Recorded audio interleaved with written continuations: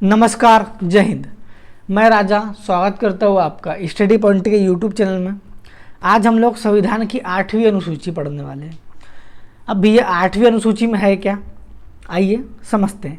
लेकिन उसके पहले जब हमारा संविधान बनकर तैयार हुआ उस समय 395 अनुच्छेद, 395 आर्टिकल थे,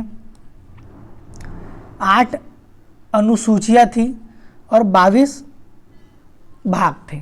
लेकिन प्रेजेंट में 12 अनुसूचियाँ, 25 भाग और आर्टिकल में सेक्शन चेंज होते गए, मतलब आर्टिकल की संख्या बढ़ती गई। तो आइए समझते हैं।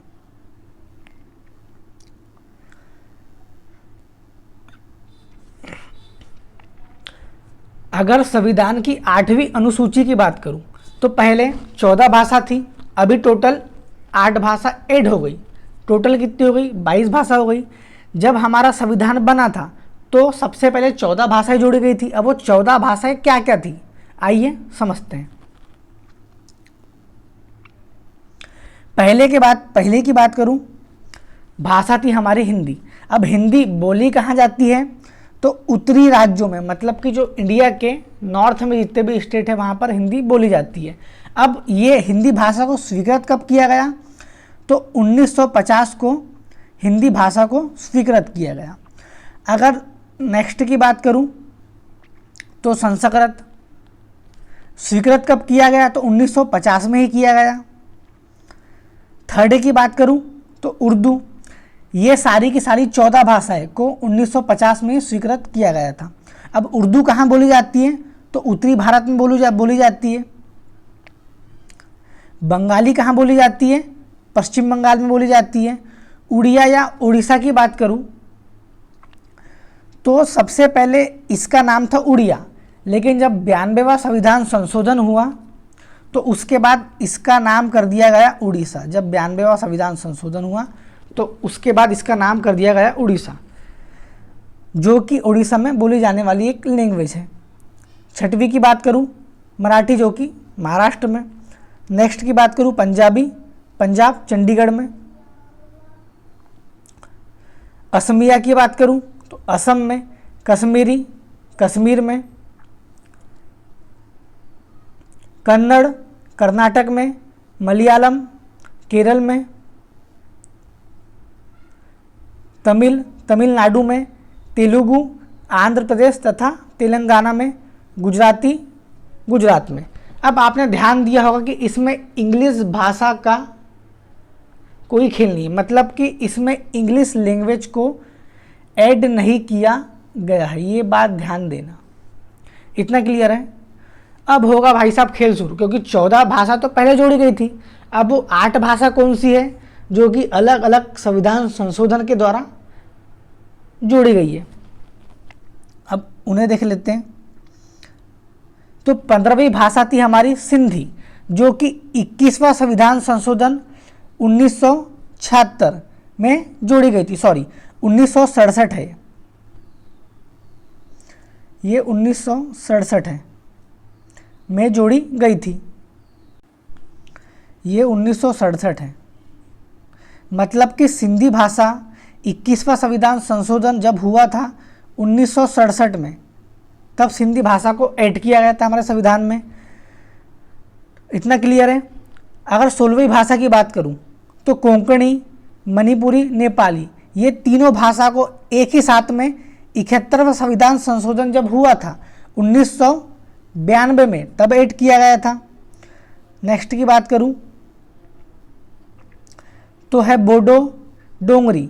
बोडो डोंगरी, मैथिली और संथाली, ये 4 भाषा है जिनको 92वां संविधान संशोधन हुआ था 2003 में, तब ऐड किया गया था, जैसे कि यहाँ पर लिखा हुआ है। अब क्वेश्चन पूछता है, वो 14 के 14 का तो क्वेश्चन अभी तक देखने में आया, लेकिन बहुत कम देखने आया है। अब क्वेश्चन पूछता है कि जो 8 भाषाएं बाद में जोड़ी गई वो कब कब जोड़ी गई और किसके संविधान संशोधन में जोड़ी गई। तो एक बार मैं और बता रहा हूँ। 21वां संविधान संशोधन हुआ था 1967 में, तो एक भाषा जोड़ी गई थी जिसका नाम था सिंधी। इतना क्लियर है? उसके बाद 71वां संविधान संशोधन हुआ था। कब हुआ था? 1992 में। उस समय 3 भाषाएं जोड़ी गई थी। कौन कौन सी? तो के यम यन, कोंकणी, मणिपुरी, नेपाली। इतना क्लियर है। और जब 92वां संविधान संशोधन हुआ था, जब 92वां संविधान संशोधन हुआ था, कब हुआ था? 2003 में। तो 4 भाषाएं जोड़ी गई थी। कौन कौन सी? BDMS,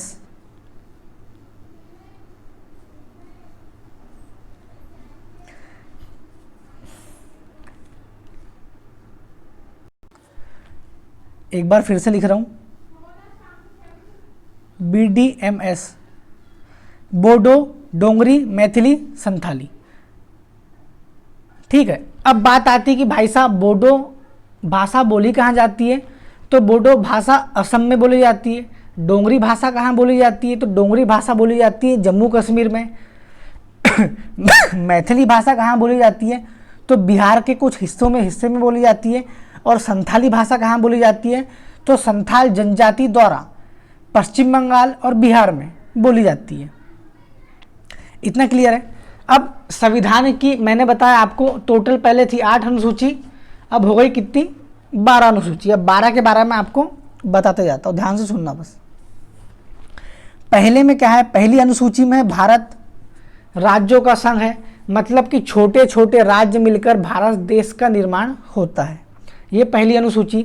दूसरी अनुसूची है वेतन, मतलब कि सैलरी, मतलब कि भारत के राष्ट्रपति को कितनी सैलरी दी जाएंगी, राज्यों के राज्यपाल को कितनी सैलरी दी जाएंगी, उच्च न्यायालय के न्यायाधीश को कितनी सैलरी दी जाएंगी, लोकसभा के अध्यक्ष और उपाध्यक्ष को कितनी सैलरी दी जाएंगी। ये सेकंड अनुसूची में बताया गया है। अब थर्ड की बात करूं, थर्ड में है ओथ, मतलब कि शपथ। तीसरे में शपथ की बात किया गया है। संघ के मंत्री की बात करूं, संसद के सदस्य की बात करूं, राज्य के मंत्री की बात करूं, इनकी शपथ थर्ड अनुसूची में बताया गया है। अब फोर्थ आता है। फोर्थ में क्या है? राज्यसभा। 5वें में है अनुसूचित जाति और जनजाति का क्षेत्र, लेकिन हमको 5वां और 6वां साथ में पढ़ना पड़ता है, क्योंकि 6वें में बकायदा क्षेत्र मतलब कि राज्यों का नाम बताया गया है। अब वो राज्य है कौन कौन से? तो असम, मिजोरम, त्रिपुरा, मेघालय। ये चारों राज्यों के बारे में 6वीं अनुसूची में बताया गया है। और 5वीं अनुसूची में सिर्फ इतना बताया गया है कि जनजातीय क्षेत्रों के बारे में। 5वीं 6वीं साथ में पढ़ना पड़ता है। अगर किसी पर्टिकुलर राज्य का नाम लिया गया है क्वेश्चन में, तो हमको आंसर लगाना है 6वीं अनुसूची। अगर नई जनजातीय क्षेत्र की बात किया, एरिया की बात किया है, तो हमको आंसर लगाना है 5वीं अनुसूची। ये हो गई हमारी 6 अनुसूची। 7वें में क्या है? 7वें में है, 7वें में सूची के बारे में बताया गया। अब सूची कितने प्रकार की होगी? एक होगी स्टेट लिस्ट, एक होगी यूनियन लिस्ट और एक होगी कनकरेंट लिस्ट। मतलब कि एक होगी राज्य सूची, संघ सूची और समवर्ती सूची। स्टेट लिस्ट में स्टेट के पास पावर है कि वो कानून बना सकती है। यूनियन लिस्ट में यूनियन के पास मतलब कि संघ के पास पावर है कि वो कानून बना सकती है। और कनकरेंट मतलब कि समवर्ती सूची में दोनों कानून बना सकती है। लेकिन अगर बात आई तो सबसे ज़्यादा मान्यता प्राप्त होगी किसको? संघ को। मतलब सबसे ज़्यादा ताकत वहाँ पर रहेंगी संघ की, मतलब कि यूनियन की। यह हो गई हमारी 7 अनुसूची। 8वीं अनुसूची जैसे कि मैंने आपको बता दिया भाषा या फिर कहें लैंग्वेज, 8वीं अनुसूची में है। 9वीं अनुसूची की बात करूं तो 9वीं अनुसूची जब 1991 में पहला संविधान संशोधन हुआ था तब ऐड की गई थी। अब 9वीं अनुसूची में है क्या? तो राज्यों द्वारा पैसों का अधिग्रहण 9वीं अनुसूची में बताया गया है। 10वीं अनुसूची की बात करूं तो दल बदल कानून 10वीं अनुसूची में बताया गया है, जो कि 52वां संविधान संशोधन 1985 में राजीव गांधी के समय में जोड़ा गया था। इतना क्लियर है। 11वीं अनुसूची की बात करूं तो 1992 और 993 1992, 93वां संविधान संशोधन, जिसमें कि पंचायती राज की बात की गई है 11वीं अनुसूची में। 12वीं अनुसूची की बात करूं तो अर्बन बॉडीज मतलब कि शहरी निकाय 12वीं अनुसूची में है। ये सारी की सारी अनुसूची तो आपको बिल्कुल उंगलियों में याद होना चाहिए। तो आज इतना ही था।